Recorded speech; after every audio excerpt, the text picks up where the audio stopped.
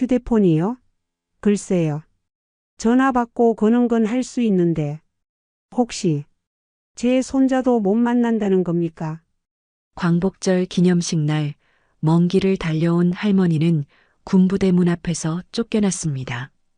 그런데 이분의 성함을 이야기한 순간 부대 전체가 눈물 바다로 변합니다. 나라를 위해 목숨을 바친 이들의 숨겨진 이야기. 우리가 잊어선 안 될 고국의 영웅들. 이번 광복절 당신이 꼭 들어야 할 뜨겁고도 눈물 나는 이야기 시작합니다. 오늘 이 영상을 보시는 시니어 여러분께도 깊은 감사와 존경을 드립니다. 시골 장터의 아침 공기는 언제나 분주했습니다. 김순애는 78세의 나이에도 불구하고 새벽 5시면 어김없이 일어나 장사 준비를 했어요. 하지만 오늘은 평소와 달리 휴대폰을 자주 들여다보고 있었습니다. 드르르릉. 오전 10시쯤 기다리던 전화가 울렸어요. 할머니. 전화기 너머로 들려오는 민수의 목소리에 순애의 얼굴이 환하게 밝아졌습니다. 손자의 목소리는 예전보다 훨씬 더 씩씩하고 당당해졌어요. 우리 민수야. 목소리가 정말 듬직해졌구나. 군 생활 힘들지 않니? 전혀요. 할머니, 제가 부대에서 모범병으로 뽑혔어요. 그래서 이번 광복절 기념행사에 가족분들도 초대할 수 있게 됐다고 하네요. 민수의 자랑스러운 목소리에 순애는 가슴이 벅차올랐습니다. 부모를 일찍 여인 손자를 혼자 키우면서 얼마나 많은 걱정을 했는지 모르거든요. 그런데 이렇게 훌륭하게 자라준 것만으로도 충분히 감사했어요. 정말이니? 우리 민수가 그렇게 잘하고 있구나. 네. 할머니, 꼭 와주세요. 부대 전체가 참여하는 큰 행사예요. 정치인들도 오시고 텔레비전에도 나온다고 하더라고요. 민수의 설명을 들으며 순애는 더욱 설레기 시작했습니다. 텔레비전에 나올 만큼 큰 행사라니 생각만 해도 가슴이 두근거렸어요. 그럼 할머니가 정말 갈 수 있는 거야? 물론이에요. 제가 명단에 할머니 성함을 올려뒀거든요. 정문에서 신분증만 보여주시면 돼요. 순애는 기뻐서 어쩔 줄 모르겠었습니다. 사실 이런 큰 행사에 가본 적이 없어서 조금 걱정도 됐지만 손자를 만날 수 있다는 생각에 용기가 났어요. 민수야, 할머니가 내가 좋아하는 쑥떡이랑 나물 반찬을 싸갈게. 많이 그리웠지? 할머니 손맛이 제일 그리웠어요. 부대 음식도 맛있지만 할머니가 만든 음식만큼은 못하죠. 민수의 말에 순애는 웃음이 나왔습니다. 역시 우리 손자는 할머니 마음을 잘 아는구나 싶었어요. 그런데 할머니 행사가 꽤 크다고 하니까 좀 일찍 오시는 게 좋을 것 같아요. 아침 9시부터 시작이거든요. 그래. 그럼 할머니가 새벽 첫 차 타고 가야겠네. 괜찮다.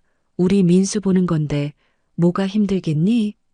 전화를 끊고 난 후 순애는 더욱 바쁘게 움직이기 시작했습니다. 옆자리 채소 장수 영희가 궁금한 듯 물어봤어요. 할머니, 무슨 좋은 일이라도 있나요? 얼굴이 완전히 밝아지셨네요. 우리 민수가 광복절 행사에 가족을 초대한다고 하네요. 정치인들도 오고 텔레비전에도 나온다고 하더라고요. 정말요? 그럼 할머니도 텔레비전에 나오시겠네요. 영희의 부러운 목소리에 순애는 더욱 기뻐했습니다. 장터 사람들이 하나둘 모여들어 이야기를 들었어요. 순애 씨는 정말 복이 많으세요. 손자가 그렇게 훌륭하게 자라다니. 맞아요. 군대에서 모범병으로 뽑힐 정도면 정말 대단한 거죠.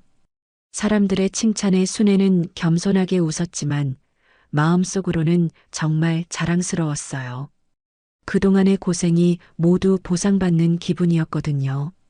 해가 중천에 뜨자 순애는 평소보다 일찍 장사를 정리했습니다. 집으로 돌아가서 내일 입고 갈 옷을 준비하고 민수가 좋아하는 음식들을 만들어야 했거든요. 내일 뵙겠습니다. 텔레비전에 나오면 꼭 보세요. 순애는 동료 상인들에게 인사를 하고 집으로 향했습니다. 걸음걸이가 평소보다 한결 가벼워 보였어요. 집에 도착한 순애는 먼저 옷장을 열었습니다. 가장 좋은 한복을 꺼내어 다시 한번 점검했어요. 비록 오래된 것이었지만 정성껏 관리해온 덕분에 여전히 단정해 보였습니다. 부엌으로 가서 쑥떡 만들 준비를 시작했어요. 뒷산에서 직접 뜯어온 쑥을 깨끗이 씻고 찹쌀가루와 함께 반죽을 만들었습니다. 민수가 어릴 때부터 가장 좋아했던 음식이었거든요. 우리 민수가 얼마나 좋아할까? 순애는 쑥떡을 빚으며 혼자 중얼거렸습니다. 손자의 기뻐할 얼굴을 상상하니 저절로 미소가 지어졌어요. 나물 반찬도 정성껏 준비했습니다. 텃밭에서 기른 시금치와 콩나물, 도라지를 깨끗이 다듬어 무쳤어요. 모든 재료가 직접 기른 것들이라 더욱 정성이 들어갔습니다. 밤이 깊어가도 순애는 쉽게 잠이 오지 않았습니다. 내일에 대한 기대감과 설렘 때문이었어요. 오랜만에 민수를 만난다는 생각에 가슴이 두근거렸죠. 창밖 별들을 바라보며 순애는 작은 기도를 올렸습니다. 내일 무사히 손자를 만날 수 있기를, 그리고 그 큰 행사에서 민수가 자랑스럽게 서 있는 모습을 볼 수 있기를 바라는 마음이었어요. 새벽 4시 순애는 알람보다 먼저 눈을 떴습니다. 오늘은 민수를 만나는 날이었거든요. 서둘러 씻고 정성껏 준비한 한복을 입었어요. 거울 앞에서 몇 번이나 매무새를 다듬었습니다. 보따리도 다시 한번 점검했어요. 쑥떡, 나물 반찬, 그리고 가장 소중한 태극기 손수건까지 모든 것이 완벽했습니다. 민수야, 할머니가 간다. 집을 나서며 순애는 작은 소리로 중얼거렸습니다. 첫 차를 타기 위해 정류장으로 향하는 발걸음이 가벼웠어요. 3번의 버스를 갈아타고 마침내 부대 정문에 도착한 것은 오전 8시였습니다. 예상보다 일찍 도착해서 다행이었어요. 부대 주변은 이미 광복절 행사 준비로 분주했습니다. 커다란 태극기들이 바람에 펄럭이고 화려한 현수막들이 걸려 있었어요. 정문 앞에는 고급 승용차들이 줄지어 서 있었고 양복과 한복을 차려입은 사람들이 여유롭게 부대 안으로 들어가고 있었습니다. 저기 우리 민수도 있겠구나. 순애는 설레는 마음으로 정문으로 다가갔습니다. 경비병이 서 있는 곳에서 신분증을 꺼내며 말했어요. 안녕하세요. 김민수 이병의 할머니입니다. 광복절 행사 초대받았어요. 경비병은 순애의 신분증을 받아들고 명단을 확인하기 시작했습니다. 하지만 얼굴이 점점 굳어졌어요. 죄송합니다만 명단에 성함이 없네요. 네, 그럴 리가요. 우리 민수가 분명히 등록했다고 했는데. 순애는 당황했습니다. 분명히 민수가 명단에 올려뒀다고 했었거든요. 그때 옆에서 지켜보던 최태식 중사가 다가왔습니다. 어르신, 혹시 언제 등록하셨나요? 글쎄요, 우리 민수가 사흘 전쯤에 했다고 하던데. 최태식 중사는 고개를 저었습니다. 아, 그럼 그 문제네요. 어제 저녁에 상부에서 긴급 지시가 내려왔거든요. 고위 인사분들 참석으로 보안이 강화되면서 기존 초청자 명단 중 일부가 변경됐어요. 변경이요? 네. 귀빈석을 늘리면서 일반 병사 가족 초청 인원을 줄였습니다. 대신 장교 가족분들과 정치인 가족분들이 우선 배정받으셨어요. 순애는 무슨 말인지 이해할 수 없었습니다. 손자가 초대했다고 했는데 갑자기 명단에서 빠졌다는 게 말이 되나요? 그럼 우리 민수는 알고 있나요? 아마 모르실 겁니다.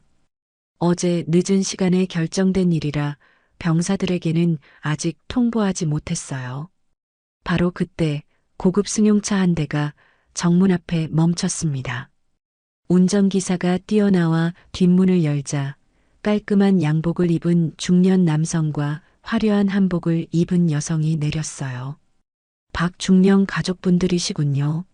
어서 들어가세요. 경비병은 그들에게는 친절하게 인사하며 바로 통과시켜줬습니다. 신분증 확인도 명단 대조도 없었어요. 순애는 그 모습을 보며 뭔가 이상함을 느꼈습니다. 저분들은 어떻게 바로 들어가시나요? 장교 가족분들은 어제 미리 부대 안으로 들어오셔서 숙소에 계세요. 보안 절차를 미리 완료하신 거죠. 최태식 중사의 설명을 들으며 순애는 점점 화가 나기 시작했습니다. 똑같이 가족인데 왜 이런 차별을 받아야 하는 건가요? 그럼 지금 들어갈 방법은 없나요? 제가 멀리서 왔는데. 죄송하지만 규정상 어렵습니다. 더구나 오늘은 국방부 장관님과 국회의장님도 오시거든요. 보안 경계가 최고 수준으로 올라갔어요.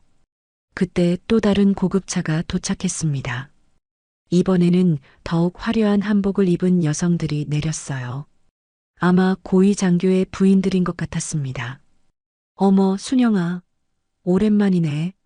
언니도 오셨구나. 오늘 정말 큰 행사라더니. 그들은 서로 반갑게 인사하며 여유롭게 부대 안으로 들어갔습니다. 경비병들은 그들에게 고개를 숙이며 정중하게 맞이했어요. 순애는 그 모습을 보며 가슴이 답답해졌습니다. 똑같은 가족인데 왜 이렇게 다른 대우를 받아야 하는 걸까요? 정말 방법이 없나요? 우리 민수가 얼마나 기다리고 있을 텐데. 순애의 간절한 목소리에도 최태식 중사는 고개를 저었습니다. 정말 죄송합니다. 규정이라서 어쩔 수 없어요. 혹시 손자분께 연락해서 상황을 설명드리는 건 어떠신지요? 전화기가 허용되나요? 아니요. 행사 중에는 모든 통신이 차단됩니다. 순애는 절망감에 빠졌습니다. 이렇게 멀리까지 와서 손자도 만나지 못하고 돌아가야 한다니. 새벽부터 준비한 음식들과 마음의 준비가 모두 무의미해진 기분이었어요. 부대 안에서는 군악대 연주 소리가 들려왔습니다. 이미 행사가 시작되고 있는 것 같았어요. 순애는 정문 너머로 보이는 부대 안을 바라보며 한숨을 내쉬었습니다. 우리 민수는 할머니가 안 온 줄 알고 얼마나 실망할까.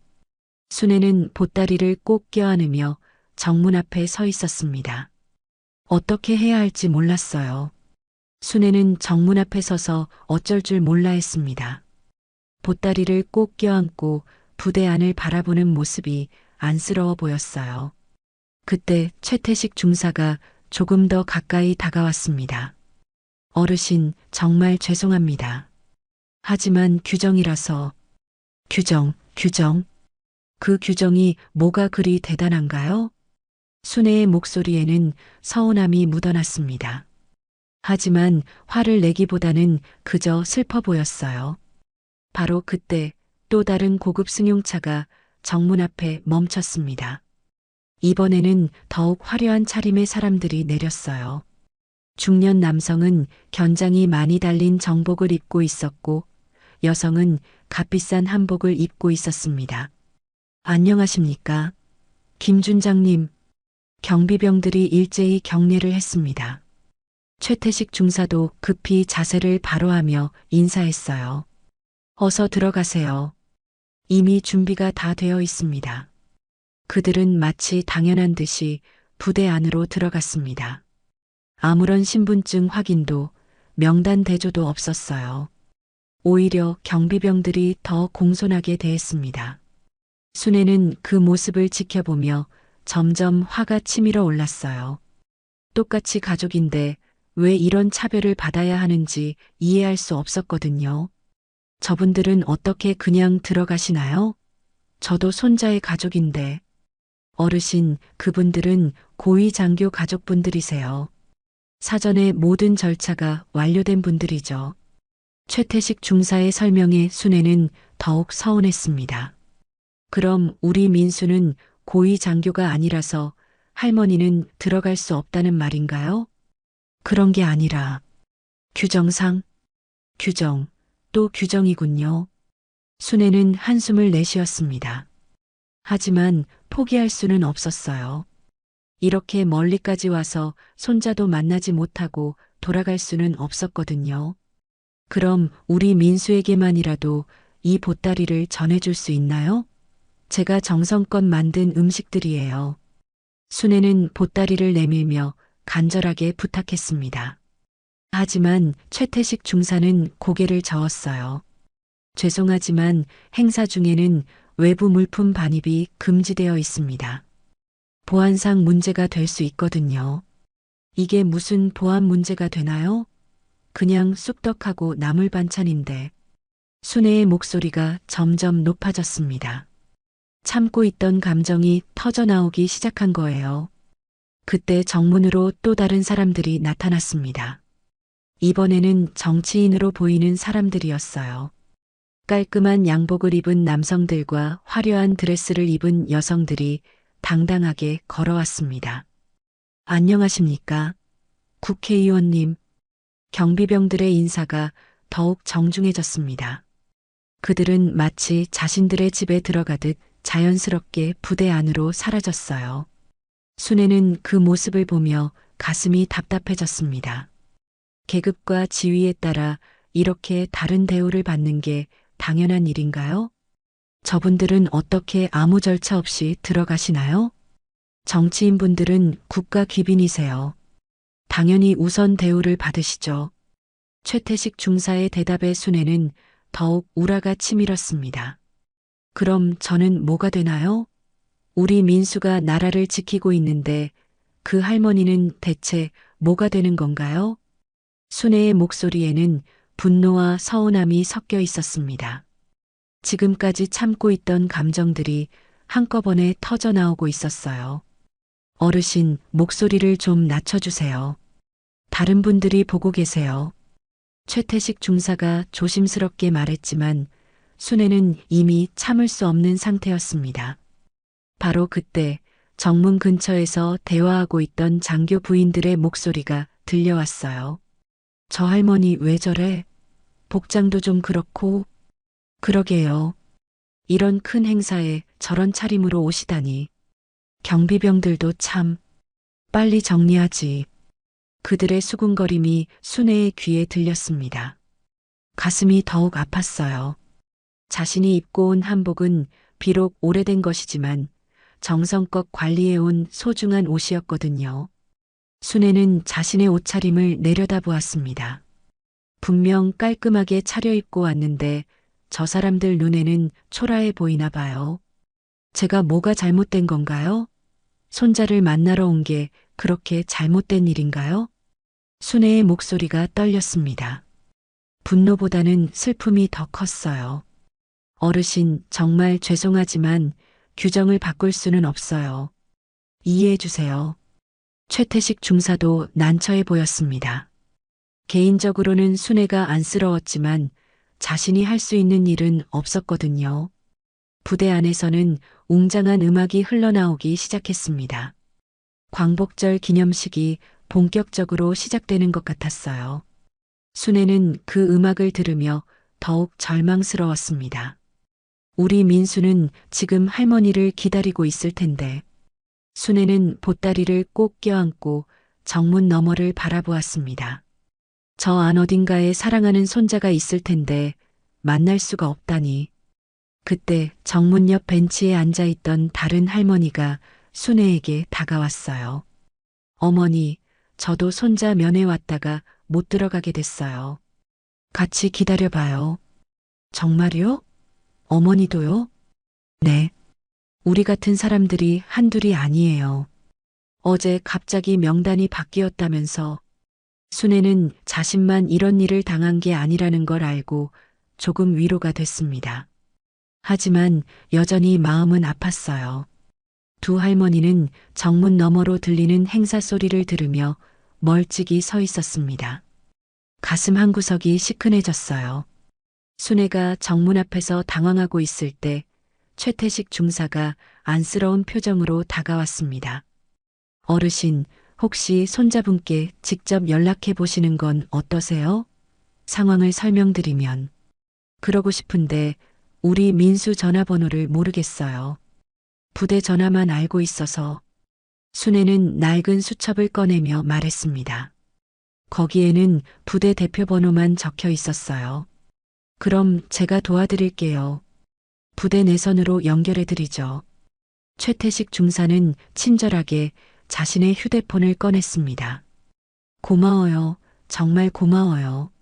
순애는 안도의 한숨을 내쉬었습니다.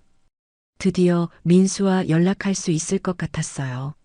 최태식 중사가 부대 내선에 전화를 걸었습니다. 여보세요? 김민수 이병 좀 바꿔주세요. 네.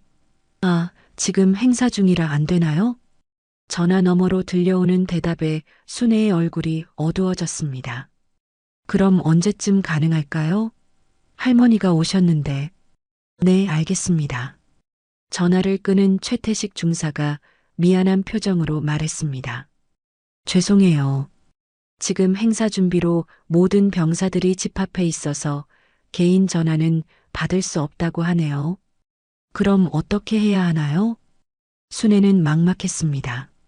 인사과에 가서 문의해 보시죠. 거기서 뭔가 방법이 있을 거예요. 최태식 중사가 부대 안 건물을 가리키며 말했습니다. 하지만 들어갈 수는 없잖아요. 아, 인사과 직통 전화가 있어요. 제가 연결해 드릴게요. 다시 전화를 건 최태식 중사였지만 이번에도 좋은 소식은 없었습니다. 인사과에서는 행정과로 가라고 하네요. 명단 관리는 행정과에서 한다고. 그럼 행정과로 연결해 주세요. 순애는 희망을 품고 기다렸습니다. 여보세요? 행정과죠? 김민수 이병 할머니께서 오셨는데. 네. 명단요? 그건 인사과 담당 아닌가요? 또다시 돌고 도는 상황이었습니다. 작전과에서 관리한다고요? 네, 알겠습니다. 순애는 점점 지쳐갔습니다.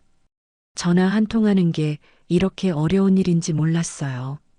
어르신, 작전과로 연결해 보겠어요. 작전과요? 거기서는 뭘 하는 곳인가요? 행사 관련 업무를 담당한다고 하네요. 하지만 작전과에서도 시원한 답은 나오지 않았습니다. 보안과 소관이라고 하네요. 최태식 중사도 점점 당황스러워했습니다.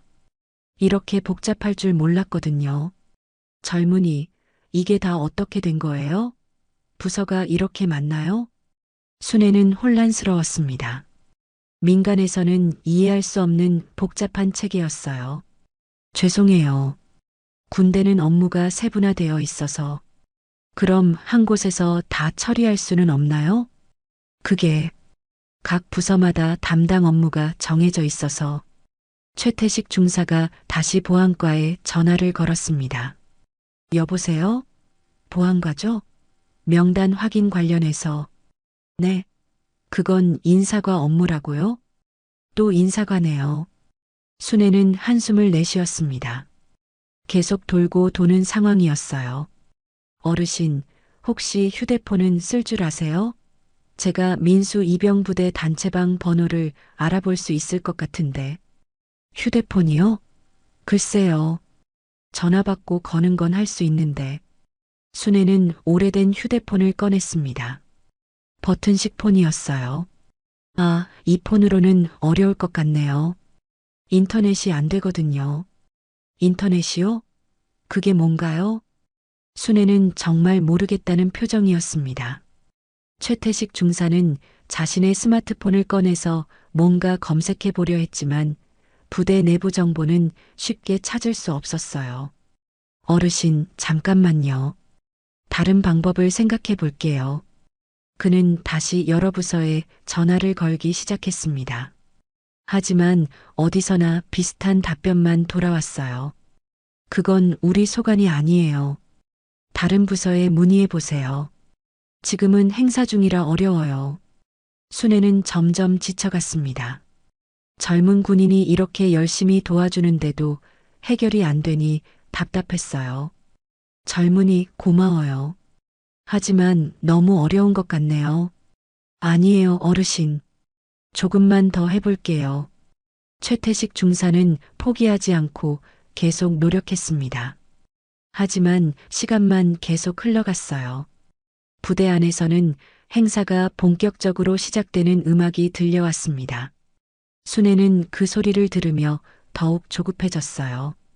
우리 민수는 지금 할머니가 안 왔다고 생각하고 있을 거예요. 어르신, 정말 죄송해요. 이렇게 복잡할 줄 몰랐네요. 최태식 중사도 미안한 마음이었습니다. 선의로 도와주려 했는데 오히려 순애만 더 힘들게 한 것 같았거든요. 순애는 휴대폰 사용법도 제대로 모르고 복잡한 군대 조직도 이해할 수 없었습니다. 그저 손자를 만나고 싶은 마음뿐인데 세상은 너무 복잡하고 어려웠어요. 요즘 세상은 정말 어려워요. 예전에는 이렇게 복잡하지 않았는데 순애는 보따리를 꼭 안으며 한숨을 내쉬었습니다. 기술도 절차도 모든 게 어려운 세상이었어요. 1시간이 넘게 이런저런 부서에 전화를 돌리며 노력했지만 결국 아무런 성과가 없었습니다. 순애는 벤치에 앉아 지친 표정으로 보따리를 만지작거리고 있었어요. 어르신, 정말 죄송해요. 제가 도움이 안 됐네요.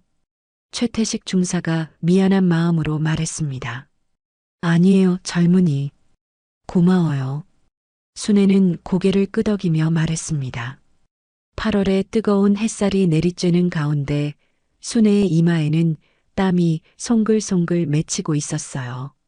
새벽부터 긴 여행을 하고 스트레스까지 받으니 더욱 힘들었습니다. 아이고, 더워라. 순애는 보따리에서 손수건을 꺼내어 이마에 땀을 닦기 시작했습니다. 그런데 그 손수건이 예사롭지 않았어요.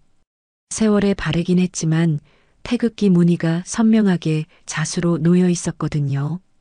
바로 그때 부대 안에서 한 여성이 빠른 걸음으로 나오고 있었습니다.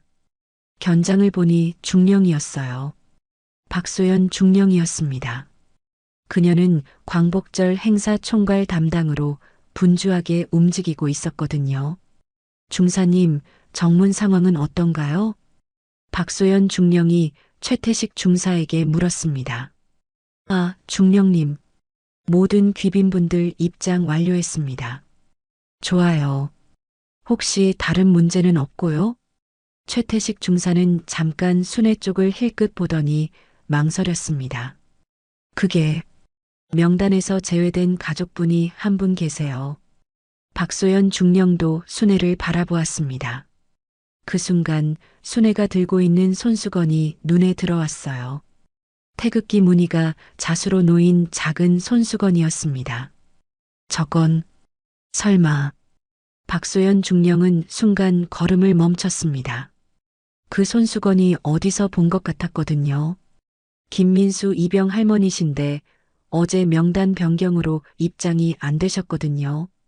박소연 중령은 순애의 손수건을 계속 바라보며 말했습니다. 많이 멀리서 오셨나요? 새벽부터 버스 3번 갈아타고 오셨다고 하네요. 박소연 중령의 마음이 무거워졌습니다. 하지만 이미 결정된 사안이라 자신이 바꿀 수 있는 것도 아니었어요. 그런데 계속 그 손수건이 신경 쓰였습니다. 안쓰럽네요. 하지만 어쩔 수 없죠. 박소연 중령은 순애를 한 번 더 바라본 후 행사장으로 향했습니다. 하지만 몇 걸음 가다가 뭔가 걸리는 게 있어서 다시 돌아봤어요. 부대 안으로 들어간 박소연 중령은 행사 최종 점검에 몰두했습니다. 하지만 계속 정문 앞 할머니와 그 손수건 생각이 났어요. 박소연 중령은 부대 역사관을 자주 방문하는 편이었거든요. 특히 이 부대명의 유래가 된 독립군 김하정 선생님 이야기는 거의 외우고 있을 정도였어요. 부대 기념관에는 김하정 선생님의 유품들이 전시되어 있었는데 그 중에서도 가장 소중한 것은 태극기 무늬가 있는 작은 손수건이었거든요. 아까 그 할머니가 들고 있던 손수건과 똑같은 것 같은데 박소연 중령은 점점 확신이 서기 시작했습니다. 기념관에 있는 김하정 선생님의 유품과 너무 비슷했어요. 행사 시작 직전 박소연 중령은 한 가지 확인하고 싶은 게 있어서 다시 정문으로 향했습니다. 한편 순애는 더 이상 기다릴 힘이 없었습니다. 계속 흘러내리는 땀을 닦으며 한숨을 내쉬었어요. 손수건으로 얼굴을 닦을 때마다 태극기 무늬가 선명하게 보였습니다. 언니, 미안해요. 순애는 작은 소리로 중얼거렸습니다. 손수건 뒷면을 보니 바래긴 했지만 여전히 읽을 수 있는 손바느질 글씨가 있었어요. 김하정 1945라고 적혀 있었습니다. 최태식 중사가 그 손수건을 보더니 고개를 갸우뚱했습니다. 어르신, 그 손수건 특이하네요. 우리 언니가 만든 거예요. 오래된 거라. 순애는 손수건을 접으려 했지만 최태식 중사는 별로 관심 없어 보였어요. 아, 그런 거군요. 그는 그냥 다른 곳을 바라봤습니다. 순애는 마지막 희망으로 보따리에서 또 다른 것을 꺼냈어요. 낡은 종이였는데 독립유공자 유족증이었습니다. 이것도 있어요. 우리 언니가 독립운동을 했거든요. 순애는 간절한 마음으로 유족증을 내밀었습니다. 혹시라도 이걸 보면 달라질까 하는 마음이었어요. 하지만 최태식 중사는 유족증을 대충 보더니 고개를 저었습니다. 어르신, 그런 게 있으셔도 지금 상황은 어쩔 수 없어요. 규정이라서. 규정, 또 규정이네요. 순애는 실망스러운 마음으로 유족증을 다시 챙겨 넣으려 했습니다. 바로 그때였어요. 다시 정문으로 돌아온 박소연 중령이 순애가 들고 있는 것을 보는 순간 얼굴이 굳어졌습니다. 태극기 손수건과 독립유공자 유족증을 동시에 본 거예요.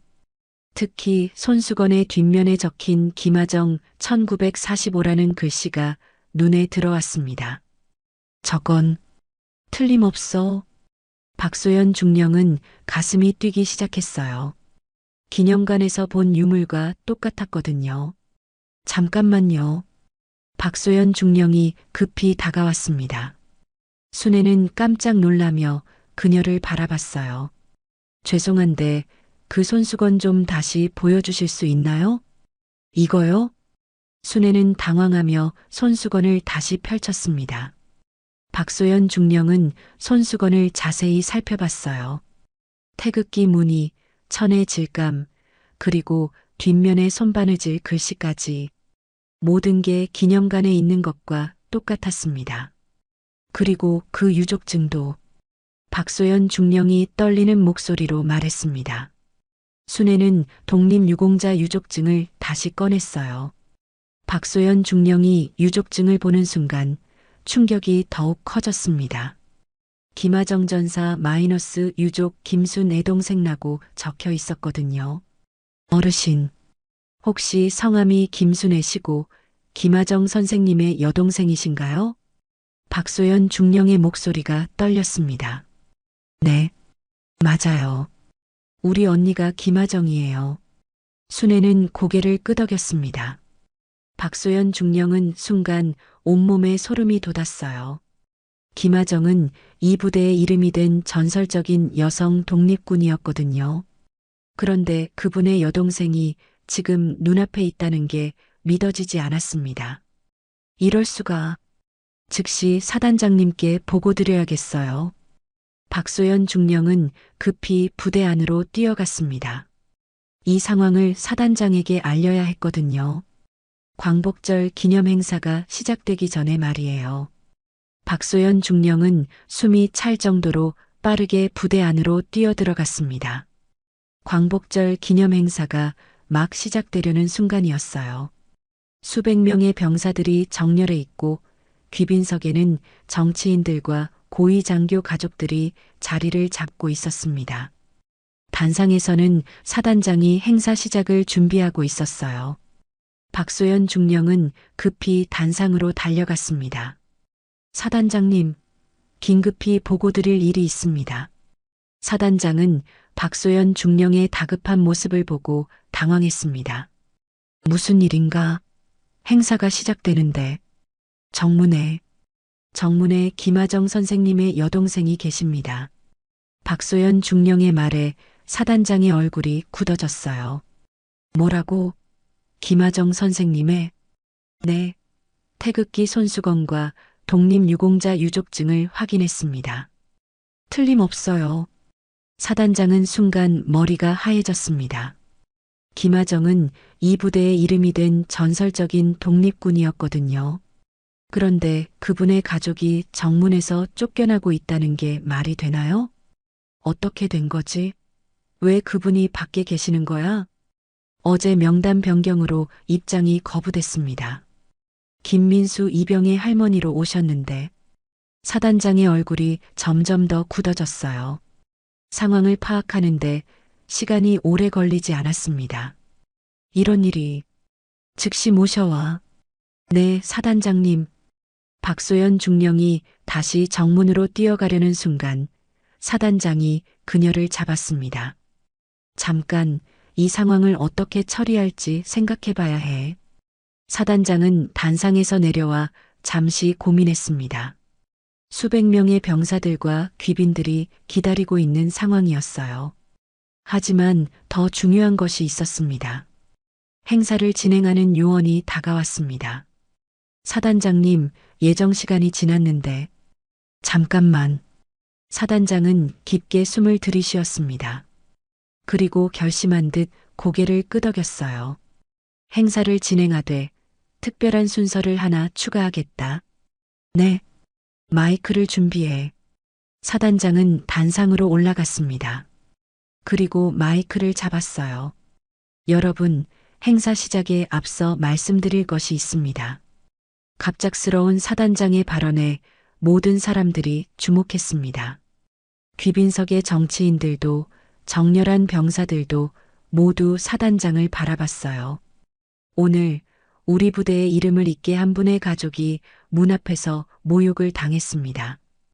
단상 아래가 술렁이기 시작했습니다. 귀빈석에서도 웅성거리는 소리가 들렸어요. 우리 부대는 김하정 선생님의 이름을 따서 만들어졌습니다. 일제강점기에 목숨을 바쳐 나라를 지킨 그분의 뜻을 기리기 위해서입니다. 사단장의 목소리가 점점 힘이 실렸어요. 그런데 오늘 그분의 여동생께서 손자를 만나러 오셨습니다. 하지만 우리는 그분을 알아보지 못했습니다. 정적이 흘렀습니다. 모든 사람들이 사단장의 말에 집중하고 있었어요. 지금부터 김하정 선생님의 여동생, 김순애 여사님을 모셔오겠습니다. 사단장의 지시에 따라 박소연 중령이 급히 정문으로 달려갔습니다. 한편 순애는 여전히 정문 앞에 앉아 있었어요. 박소연 중령이 뛰어간 후 어떻게 된 건지 몰라서 그냥 기다리고 있었거든요. 어르신, 박소연 중령이 숨을 헐떡이며 다가왔습니다. 저희가 정말 죄송합니다. 어서 이쪽으로 오세요. 네. 갑자기 왜요? 순애는 어리둥절했습니다. 사단장님께서 직접 모셔오라고 하셨어요. 어서 오세요. 박소연 중령은 순애의 손을 잡고 부대 안으로 안내했습니다. 최태식 중사도 급히 따라왔어요. 이분이 정말 김하정 선생님의. 네, 맞습니다. 박소연 중령이 단호하게 대답했습니다. 부대 안으로 들어선 순애는 눈이 휘둥그레졌어요. 수백 명의 병사들이 정렬해 있고 단상에는 높은 분들이 서 있었거든요. 어머, 이게 뭔 일이에요? 어르신, 조금만 참아주세요. 박소연 중령은 순애를 행사장 앞쪽으로 안내했습니다. 모든 사람들의 시선이 순애에게 집중됐어요. 사단장이 다시 마이크를 잡았습니다. 여러분, 이분이 김하정 선생님의 여동생, 김순애 여사님이십니다. 순애는 갑작스러운 상황에 당황했지만 사단장의 말을 듣고 조금 이해가 됐어요. 김하정 선생님은 일제강점기에 야간 연락원으로 활동하시며 무기와 정보를 전달하는 임무를 수행하셨습니다. 사단장의 설명이 이어졌습니다. 치마 속에 무기를 숨기고 눈보라 속에서도 동지들을 위해 달려가셨던 분입니다. 병사들의 표정이 숙연해졌어요. 마지막 임무에서는 동료들을 구하기 위해 스스로 미끼가 되어 목숨을 바치셨습니다. 잠시 정적이 흘렀습니다. 그리고 사단장이 큰 소리로 외쳤어요. 전체 기립, 거수경례. 모든 병사들이 일제히 일어서서 경례를 했습니다. 귀빈석의 정치인들과 장교들도 모두 일어섰어요. 순애는 이 모든 상황이 믿어지지 않았습니다. 언니를 기리는 이런 큰 행사가 있다는 것도 몰랐고 자신이 이렇게 대접받을 줄도 몰랐거든요. 눈가가 촉촉해져 왔어요. 돌아가신 언니가 이렇게 기억되고 있다는 게 감사했습니다. 경례를 받는 순애의 눈에서 눈물이 흘러내렸습니다. 78년을 살면서 이런 대접을 받아본 적이 없었어요. 돌아가신 언니 김하정이 이렇게 많은 사람들에게 기억되고 있다는 사실이 믿어지지 않았습니다. 어르신, 이쪽으로 오세요. 박소연 중령이 순애를 단상으로 안내했습니다. 사단장이 직접 순애의 손을 잡고 도왔어요. 정말 죄송했습니다. 저희가 몰라 뵙고. 사단장의 진심 어린 사과에 순애는 고개를 저었습니다. 아니에요. 우리 언니를 이렇게 기억해 주시는 것만으로도 감사해요. 단상의 선 순애를 보며 병사들의 눈가도 촉촉해졌습니다. 특히 김민수는 할머니가 갑자기 나타난 상황에 놀라면서도 자랑스러웠어요. 사단장이 다시 마이크를 잡았습니다. 김순애 여사님께서는 오늘 손자 김민수 이병을 만나러 오셨습니다. 하지만 우리의 잘못된 판단으로 문전박대를 당하셨습니다. 귀빈석에 앉아있던 장교 부인들의 얼굴이 빨갛게 달아올랐어요. 아까 정문에서 순애를 무시했던 자신들의 행동이 떠올랐거든요. 오늘 이 자리에서 다시 한번 사과드립니다. 그리고 앞으로는 이런 일이 절대 없도록 하겠습니다. 박수 소리가 터져 나왔습니다. 병사들뿐만 아니라 귀빈석의 사람들도 모두 박수를 쳤어요. 이제 김민수 이병을 불러 할머니와 만나게 해드리겠습니다. 김민수 이병, 전진. 민수가 대열에서 나와 단상으로 뛰어왔습니다. 할머니를 보는 순간 눈물이 쏟아졌어요. 할머니, 우리 민수야. 할머니와 손자가 포옹하는 모습을 보며 모든 사람들이 감동했습니다. 그동안 쌓인 그리움이 한꺼번에 터져 나왔어요. 할머니, 정말 미안해요. 제가 몰랐어요. 민수는 자신 때문에 할머니가 고생했다는 생각에 죄송했습니다.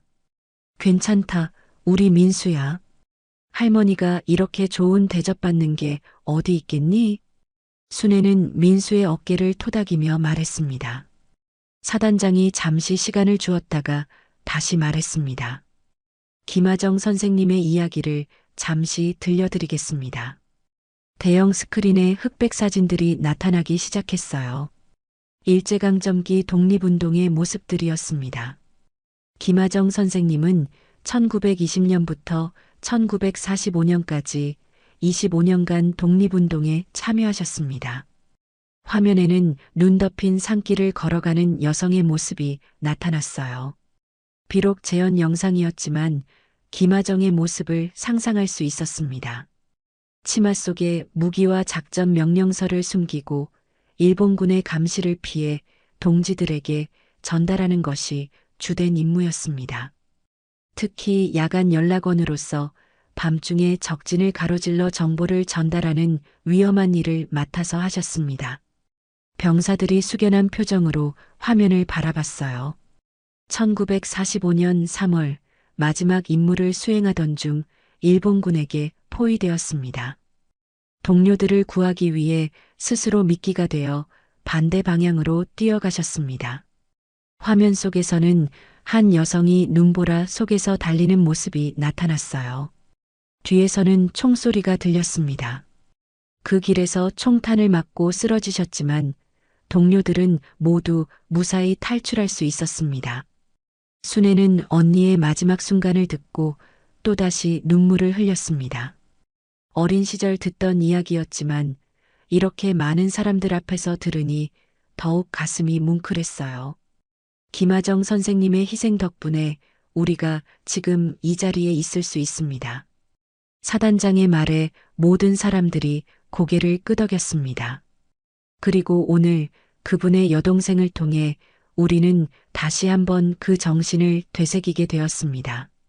순애는 보따리에서 정성껏 만든 쑥떡과 나물을 꺼냈습니다.